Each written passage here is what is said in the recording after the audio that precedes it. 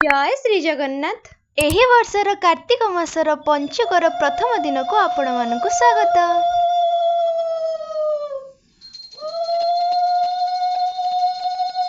भोर उठी गाधे पाधे चौरा पूजा सारी आमे बाहरिलु मंदिर को। खंतु एथर किंतु पंचुकरे सेमती थंडा की कुहुड़ी जम्मा नाही। भल हेला ना, नहले एते थंडारे आसीबा भारी कष्ट। मंदिर पहुंचला बेलू ठाकुरंकर आरती चली थाए। एते लोक श्रद्धारे एते सकाळु भी मंदिर को आसीचंते। मान्यता अछि पंचुकरे आमिष छाड़ी मंदिर दर्शन कले धर्म होइथाए। एथिपाई बगबुगुली भी एही 5 दिन पर्यंत आमिष छाड़ी थांते। जगा दर्शन सारी आमे गलु बाबांको दर्शन पाई। मंदिर रे थिबा चौरारे किछि मुरुज करी प्रभुंको आशीर्वाद नै आमे घरको फेरिथिलु। देखंतु आम मंदिरर क्यूट नाना केते क्यूट पोज दउचंती।